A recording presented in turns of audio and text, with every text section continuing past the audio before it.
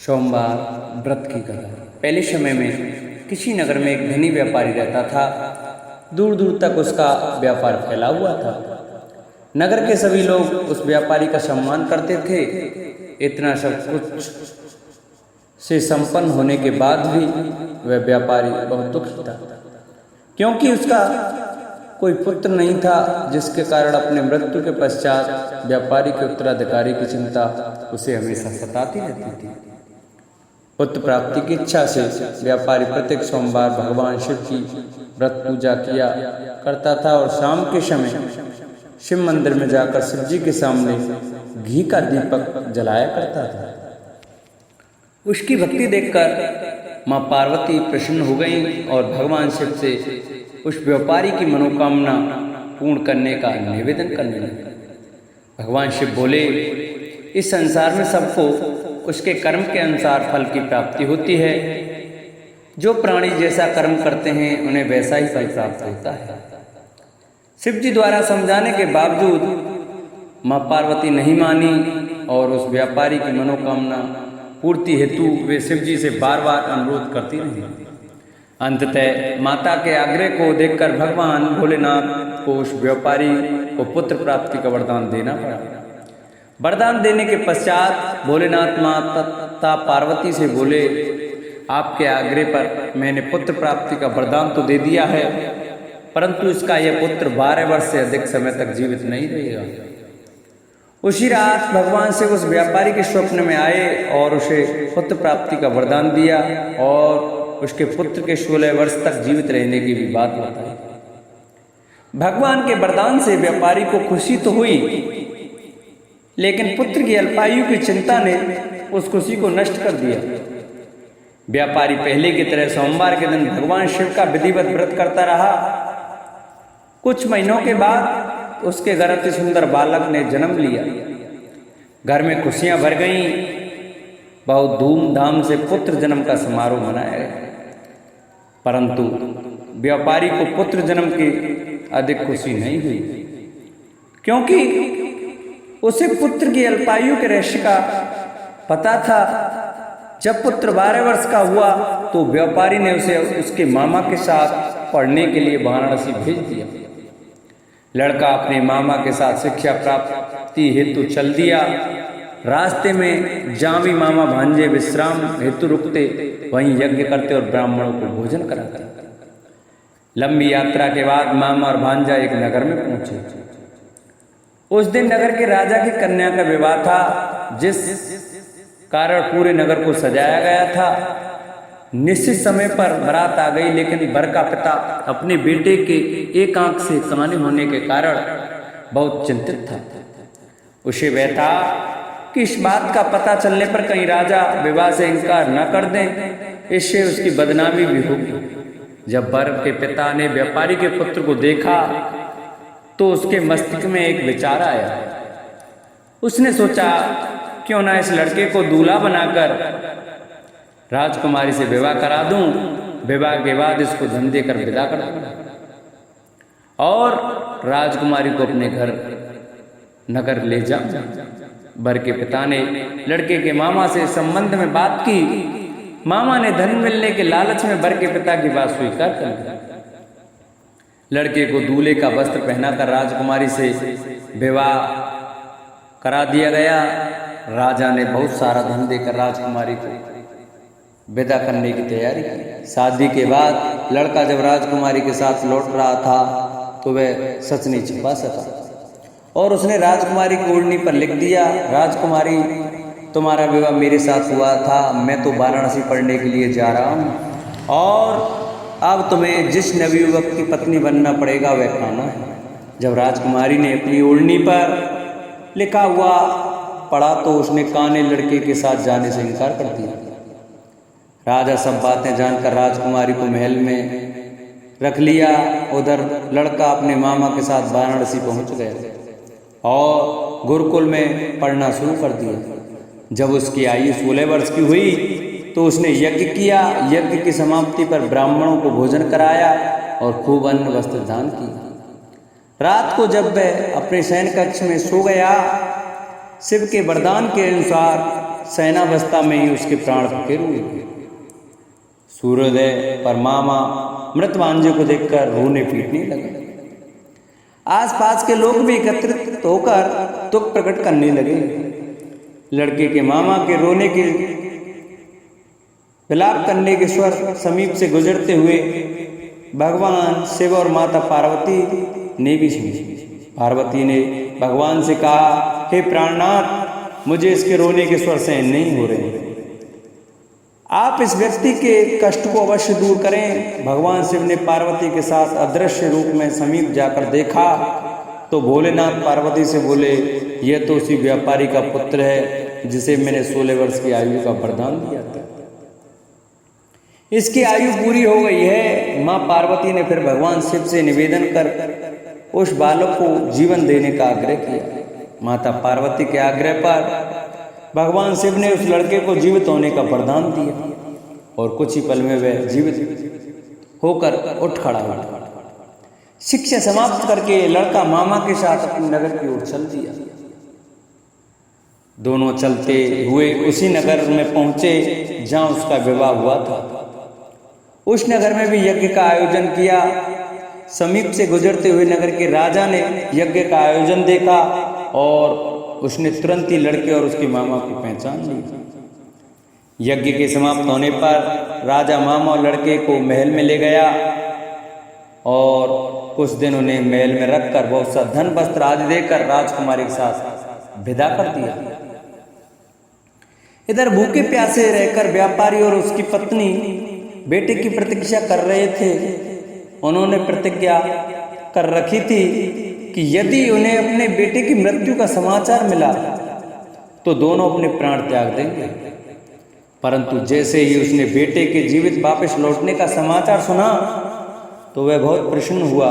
वह अपनी पत्नी और मित्रों के साथ नगर के द्वार पर पहुंचा। अपने बेटे का विवाह का समाचार सुनकर पुत्र वधू राजकुमारी को देखकर उसकी खुशी का ठिकाना न रहा। उसी रात भगवान शिव ने व्यापारी के स्वप्न में आकर कहा, हे श्रेष्ठी, मैंने तेरे सोमवार के व्रत करने और व्रत कथा सुनने से प्रसन्न होकर तेरे पुत्र को लंबी आयु प्रदान की है। पुत्र की लंबी आयु जानकर व्यापारी बहुत प्रसन्न हुआ। सोमवार का व्रत करने से व्यापारी के घर में खुशियां लौट आईं। शास्त्रों में लिखा है कि जो स्त्री पुरुष सोमवार का विधिवत व्रत करते हैं और व्रत कथा सुनते हैं, पढ़ते हैं, उनकी सभी मनोकामनाएं भगवान शंकर और माता पार्वती पूरी करते हैं।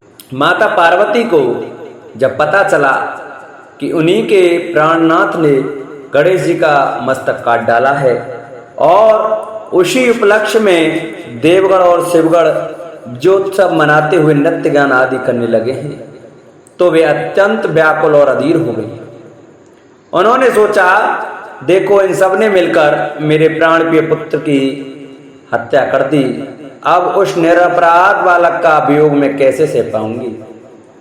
इनके इस अकर्म का फल तो मिलना चाहिए। मैं भी ऐसी प्रलय मचा दूंगी कि यह सब देवता और शिवगण स्वयं मृत्यु मुख में जाने लगेंगे। उमा ने अत्यंत कुपित होकर हजारों महाशक्तियों को उत्पन्न किया। वे शक्तियां शक्तिमयी माता के समक्ष हाथ जोड़ते और प्रणाम करती हुई बोली, हे मातेश्वरी, आज्ञा कीजिए कि हमें क्या करना है। उमा ने ओजपूर्ण शब्दों और तीव्र स्वर में कहा, मेरी शक्तियों, तुम तुरंत ही संसार में प्रलय काल उपस्थित कर दो।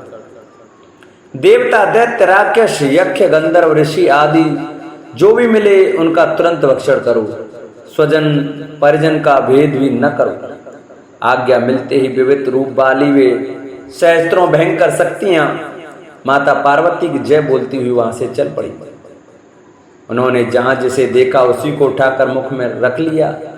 वे देवता, राक्षस, मनुष्य, शिवगण आदि किसी को भी नहीं छोड़ती थीं। उनके तेज में ही ऐसा आकर्षण था जो निकट आता वह स्वयं ही खिंचा चला जाता। इस आकस्मिक संकट के कारण सर्वत्र हाहाकार मच गया।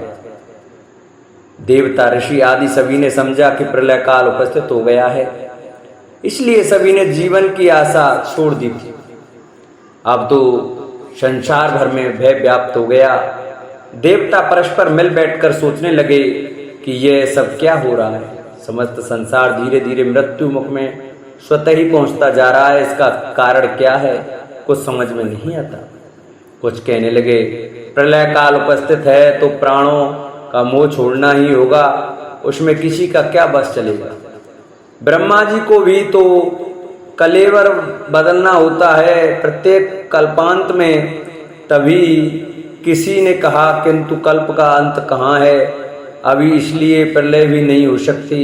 यह तो कोई अन्य कारण ही है जिससे समस्त प्राणी मृत्यु मुख की ओर बढ़े चले जा रहे हैं।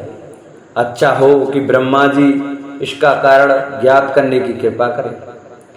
ब्रह्मा जी ने समाधि लगाई और कारण जान लिया। उनकी समाधि भंग होते ही देवगण उत्सुकता से उनकी ओर बैठ गए। चतुरानन ने धीरे धीरे कहना आरंभ किया, देवगण शक्तिमान कामर की प्राणप्रिया एवं महाशक्ति उमा ने अपनी देह की मैल से गणेश नामक एक पुत्र उत्पन्न किया था और उसकी नियुक्ति द्वार पर करके आज्ञा दी थी कि किसी को भी भीतर न आने देना। वह द्वार पर खड़ा था, तभी स्वयं उमानाथ आए और भीतर जाने लगे। गणेश ने उन्हें रोका तो वे भीतर जाने की हट करने लगे।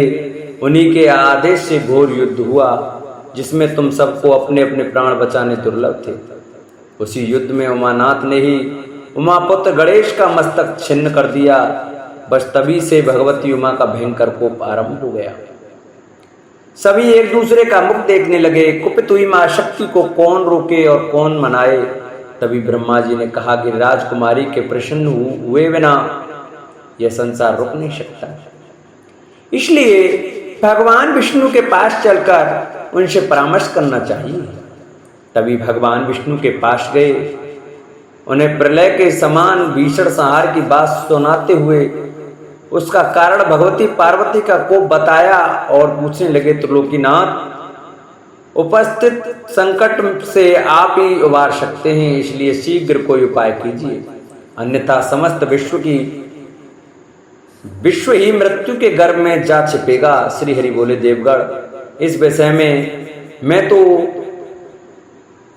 हमें भगवान उमानाथ के पास ही चलना चाहिए। वे ही कालकूट भक्षक शिव इस उपस्थिति संकट से पार लगा सकेंगे। सभी वहां से उठकर विष्णु को साथ लेकर शिव जी के पास पहुंचे और हाथ जोड़कर निवेदन करने लगे, गिरजानाथ, आपने गिरजासुत गणेश का मस्तक काट दिया। उसी से कुपित हुई वे मां शक्ति विश्व में प्रलय करना चाहती हैं। समस्त संसार भीषण विभीषिका से भयभीत है। अब आप ही इस संकट से रक्षा करने में समर्थ हैं। शिव बोले, देवगण, तुम सबका कहना यथार्थ है। मेरा विचार है कि सभी लोग उस देवी को समझा बुझाकर शांत करें तो कार्य बन सकता है। चलो मैं भी साथ चलता हूँ। देवगण आगे आगे और शिव जी पीछे पीछे चले। भवानी के द्वार पर पहुंचते पहुंचते न जाने कितने देवता शक्तियों द्वारा खींच खींच कर निकल लिए। उस समूह में देवता, दैत्य, राक्षस, ऋषि, यक्ष, किन्नर, दिक्पाल आदि सभी थे। वे सभी अपने अपने प्राण बचाकर भाग खड़े हुए। इस प्रकार देवता में से किसी का भी साहस अब आगे बढ़ने का न हुआ। ब्रह्मा विष्णु की भी क्या, स्वयं रुद्र भी रुद्राणी के तेज से व्याकुल होकर पीछे की ओर भागे। पुनः देवताओं ने एकत्रित होकर विचार किया, अब क्या किया जाए। रुष्टा रुद्राणी के सम्मुख कौन पहुंचे। इस प्रकार कहते हुए वे किसी निष्कर्ष पर नहीं पहुंच रहे थे। जिसका नाम लिया जाता वही अपनी असमर्थता प्रकट कर देता। तभी देवर्षि नारद जी वहां आगमन हुआ। देवताओं ने उनका बड़ा स्वागत सत्कार किया और फिर रुद्राणी के रुष्ट होने का सब प्रसंग सुनाकर बोले, महर्षि, आप त्रिकालज्ञ और सभी के उपायों के ज्ञाता हैं। जब तक भगवती गिरजा प्रसन्न होंगी तब तक यह संहार रुकेगा नहीं, वरन बढ़ता ही जाएगा। इसलिए इसका कोई उपाय करने की कृपा कीजिए। नारद जी हंसे बोले, मां शक्ति की महिमा शक्तिमान से भी सिमटने में नहीं आई। अब इसका उपाय एक ही है कि आप सब लोग रुद्राणी के समीप चलकर स्तुतियों से उन्हें प्रसन्न करें। नारद जी का परामर्श सभी को हितकर प्रतीत हुआ और तुरंत ही देवर्षि को आगे करके पार्वती जी के भवन की ओर चल दिए। यद्यपि रुद्राणी अत्यंत कुपित थीं, तो भी नारद जी को सबसे आगे देखकर मौन हो गईं। तभी देवताओं ने अत्यंत श्रद्धा भाव पूर्वक उनकी स्तुति आरंभ की। देवगण बोले, हे जगत जननी, हे शिवे, हे परमेश्वरी, आपको बारंबार नमस्कार है। हे कल्याणी, हे अम्बे, आप ही संसार की उत्पत्ति, स्थिति और प्रलय की कारणभूता हैं। भगवान रुद्र की आदि शक्ति रुद्राणी आप ही हैं। हे माता, आपके कोप से त्रिलोक व्याकुल है। न जाने कितने जीव आपकी शक्तियों के मुख में जा पहुंचे हैं।